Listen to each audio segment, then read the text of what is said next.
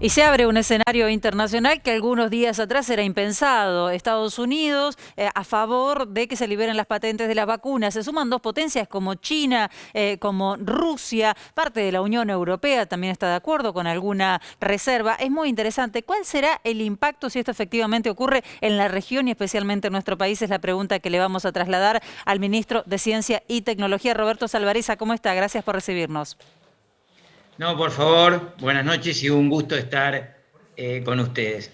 Bueno, respecto de la pregunta, primero una consideración, ¿no? ¿Por qué ocurre esto? ¿Por qué Estados Unidos ha decidido acompañar un pedido que era impensado para Estados Sí. Unidos, que es de alguna manera dejar de lado la propiedad intelectual, ¿no? Y la verdad que es por la gravedad de la situación, y la gravedad de la situación creo que Estados Unidos lo está mirando hacia la India, ¿no? Un país que está teniendo del orden de 380.000 casos diarios y en donde se están produciendo variantes de mucha preocupación, algunas de las cuales ya han llegado a Europa. Yo creo que Estados Unidos comprende que si no se logra una inmunización de gran parte de la población mundial, vamos a estar en peligro todos y que mucho del esfuerzo hecho con las vacunas actuales se perdería y por eso está este cambio de Sí. actitud que de alguna manera afecta a uno de los paradigmas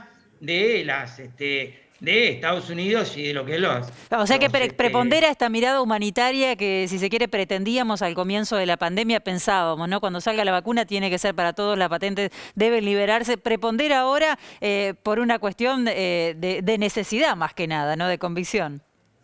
Sí, nosotros acompañamos el pedido de India y de Sudáfrica desde un principio porque pensamos justamente desde esa mirada, de la mirada de lo ético, de mirada de la moral, de que todo el mundo tiene que tener acceso a un fármaco y en este caso en particular de un fármaco que está previniendo una pandemia mundial. Yo creo que para Estados Unidos, que ha tenido siempre la propiedad intelectual como una de las cosas intocables, lo mueve también otra mirada, que es la mirada de que estamos viendo que no vamos a estar seguros y que también está afectando a toda la economía mundial, ¿no? Otro rebrote, otro impacto de este tipo va a pegar fuertemente en la economía del mundo. Entonces, creo que más allá de las razones humanitarias que muchos hemos esgrimido de un principio, también acá hay una mirada de la seguridad propia y de los intereses propios. ¿Cómo está parada Argentina? Porque Argentina quiere producir, viene trabajando, viene negociando con los diferentes países para producir las vacunas aquí. ¿Cómo está posicionada en cuanto a la infraestructura? Porque se sabe que no es sencillo, que hacen falta inversiones.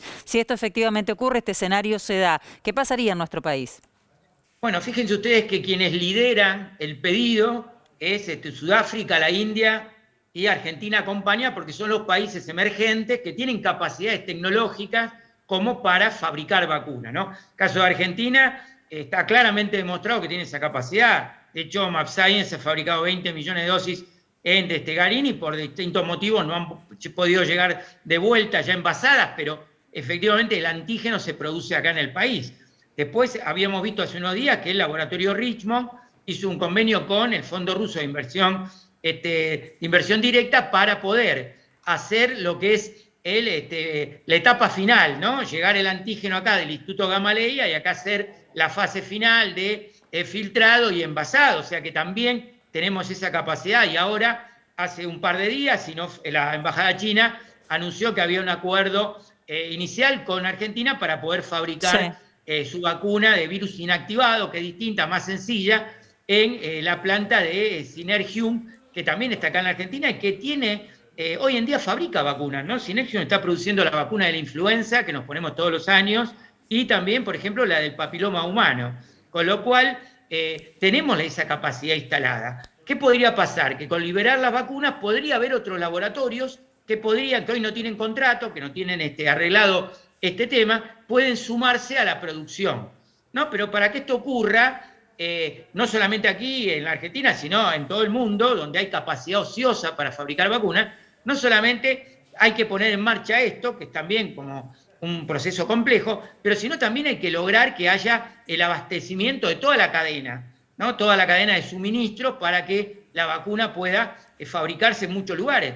Ustedes se acuerdan que en un momento la limitante eran los viales, en otro momento eran los filtros. Bueno, hay un montón de elementos que son necesarios para que esos laboratorios que podrían acceder a producir las vacunas pudieran hacerlo y tuvieran todos los elementos. Y aparte, obviamente, requieren un control de calidad fundamental, ¿no? Sin Claro. eso es imposible fabricar. Ministro, una pregunta para ir cerrando y para técnicamente conocer cómo sería este procedimiento. O sea, ya están las definiciones políticas de quienes acompañan este pedido. Las empresas no quieren saber nada. Digo, los laboratorios que están produciendo la vacuna, incluso las acciones cayeron después de este pronunciamiento por parte de Estados Unidos. ¿Qué pasa con esta negativa? De todas maneras, ¿se puede avanzar en esto de la exención de las patentes a pesar de las negativas de los laboratorios?